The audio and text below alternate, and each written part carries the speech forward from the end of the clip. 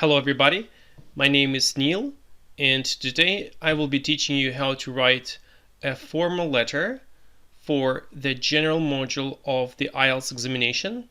More specifically, I'll be teaching you how to write an inquiry letter in detail.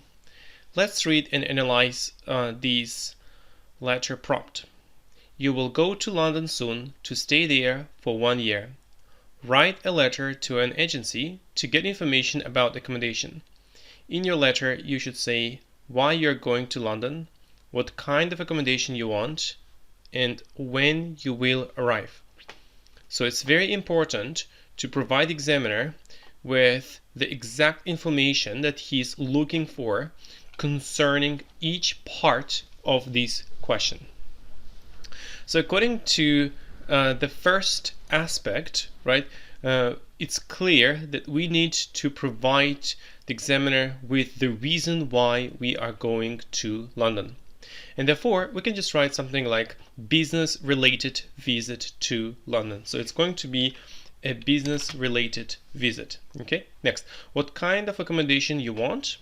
Okay, here we need to be very specific. We want to focus on price, room size, proximity to transport, internet access and security features, to be fully furnished, a garage, or a suitable parking space. Okay, so we'll be talking about this in our letter. When you will arrive, okay, so we are intending to arrive by May 1st. Okay, so that's our plan. And now we can get down to our letter. Okay, now let's analyze this model letter in detail. And let's look at the first aspect, why you're going to London. Dear Sir, Ma'am. Okay, we need to use this phrase because we don't know exactly who will be reading this letter. It might be a man, it might be a woman, and therefore we have to include both. Therefore we have to write Dear Sir or Ma'am. I'm contacting you concerning my intended business-related visit to London in May 2020. Okay, according to this sentence, it's clear that we are trying to explain the purpose of writing this letter. The purpose of writing this letter is to explain that we are going to have a business-related visit to London, okay, and then we are going to ask some extra questions concerning this trip. Next sentence. Therefore, I'm seeking appropriate accommodation for my stay there between May 1st and May 29th, 2020. Okay, here we're creating a cause and effect relationship. First, we have mentioned the cause. That's what we are going to do, and that's why we need to get some information about accommodation. All right, appropriate accommodation. So it's very clear why we are writing this body paragraph, and we have explained that our intention is to have a business-related visit to London. We have indicated the exact period, okay, and also we have indicated the fact that we are seeking appropriate accommodation. And therefore, we can get a high score for task achievement. Now let's focus on coherence and cohesion. Here we're using the word therefore. Why? Because we are trying to explain the reason for writing this letter. So that's the first sentence, which clearly indicates that we are going to have a business-related visit, and therefore, which means that's why I'm seeking appropriate accommodation. Now let's focus on lexical resource. Concerning my intended business-related visit. Here, concerning means regarding, about. Intended, here, it means planned. Seek appropriate accommodation. Seek means search for, look for. Accommodation here means house. Let's analyze grammatical range and accuracy. I'm contacting you. Here we're using the present continuous. Why? Because the situation is happening right now, and therefore we need to use the present continuous. The formula is to be plus ing. Similarly, we are using the present continuous here in the second sentence by writing I'm seeking appropriate accommodation. Here, that means I'm seeking this appropriate accommodation right now, not every day. Therefore, again, the formula is am plus ing.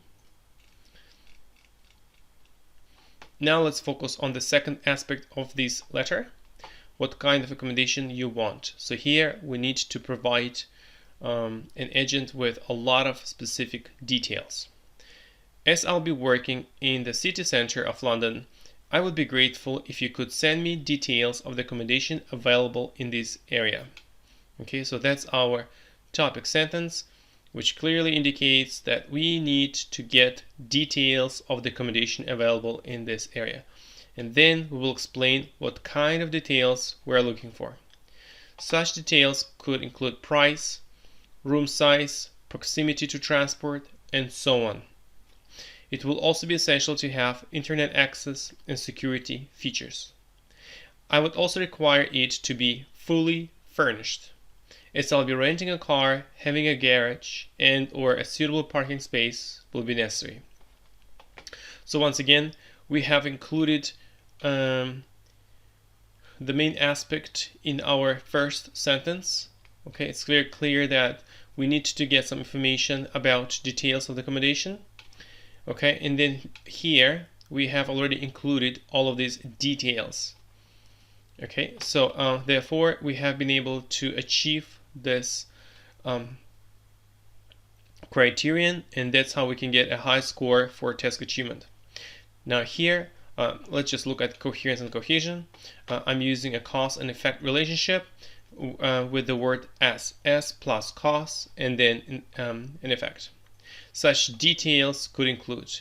Such details, we know what kind of details we're talking about. We are referring back to the previous sentence, and that's how we are creating a link between this sentence and the previous sentence. Okay, now lexical resource. Let's look at some keywords here. Here, I would be grateful if you could send me details. To be grateful means that you say thank you very much for something. So for example, I'm grateful to you for giving me the opportunity to visit your country. Okay. Next, proximity to transport. In this case, proximity means distance. Okay, how far this transport is, for example, from the hotel where you will be staying. Okay. Next, security features. In this case, features means characteristics, some specific details. Okay. That's all. Let's move on. Now let's focus on grammatical range and accuracy. I'll be working in the city center of London. Here, I'll be working. We need to use the future continuous. Why? Because I'll be working within a short period of time. Okay, so we're talking about a specific period of time in the future, and therefore the formula is will be plus ing. Next, as I'll be renting a car, I would be grateful if you could send me. Okay, as I'll be renting a car. Again, I'll be renting a car for a certain period of time in the future, and therefore we need to use the present, the future continuous. The formula is will be plus ing. I would be grateful if you could send me. So here we're trying to be very polite, and therefore we need to use the second conditional here.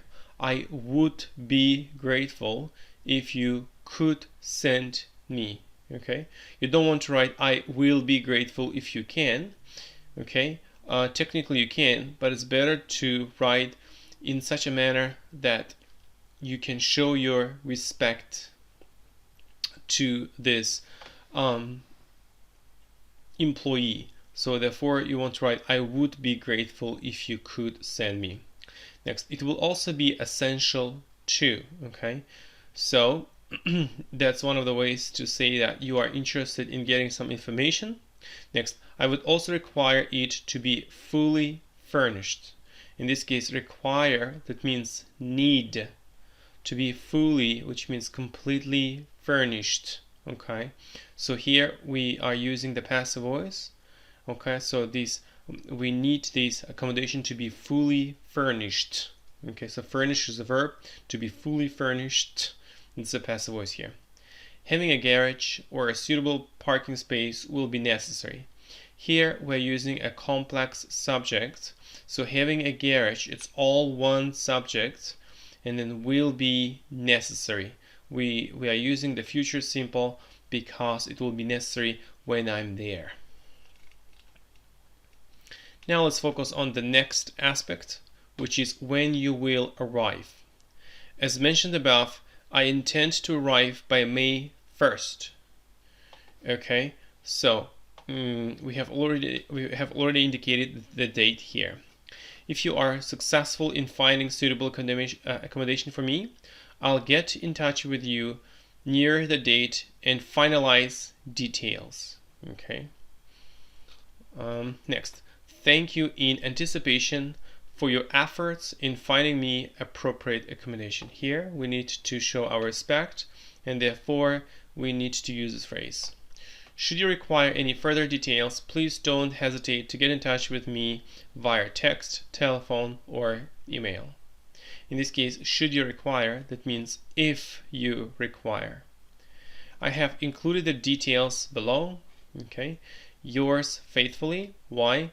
Because we don't know this person, right? We have never met this person before, and therefore we have mentioned this by saying dear sir or ma'am, and therefore in a very formal letter we need to use these words, yours faithfully. However, if we know somebody very well, for example, dear John, dear Mike, in this case we would write yours sincerely. So once again, we must use yours faithfully if we don't know this person, and we must use yours sincerely if we know this person. And then we can include our name, John Smith, and our phone number, and then email. Okay, so we have been able to achieve this task. We have been able to answer this part of the question, and that's how we can get a high score for task achievement. Okay, now let's analyze coherence and cohesion as mentioned above. So we are referring back to the previous body paragraph. We're creating a strong link between this body paragraph and the previous body paragraph, and that's how we can create coherence and cohesion. Next, lexical resource. I intend to arrive. I intend to means I'm going to arrive. I'm planning to arrive. Get in touch with, it means contact you. Finalize details means complete all the details. Thank you in anticipation for your efforts in something. In anticipation for, that means you are waiting for. Effort means that they are trying to do something for you. Require any further details. In this case, require means need any further, which means additional details. Now let's focus on grammatical range and accuracy. If you're successful in finding suitable accommodation for me, I will get in touch with you. Here we're using the first conditional, and the keywords are if plus the present simple plus the future simple. Remember that you must use only the present simple are successful. You can't write if you will be successful, only if you are successful. And then use the future simple here. I will get in touch with you. Next, thank you in anticipation for your efforts in finding me appropriate accommodation. Remember, after the preposition in, use ing. In finding, in talking to somebody, in plus ing. Okay, next. Should you require any further details, please don't hesitate to get in touch with. Here, should means if. If you require any further details, please don't hesitate to get in touch with me. Okay, so after please, use the present simple, don't plus hesitate. Next, I have included the details below. Okay, we need to use the present perfect here because I have already included the details below. We know exactly what kind of details we're talking about. Okay, and therefore we need to use the here. That's all. Thank you very much for listening and analyzing this formal letter in detail. I hope that you will be able to apply this strategy to your writing task 1, when taking the general module. And I wish you to pass the exam successfully, and I hope that you will get a high score. Best of luck to all of you.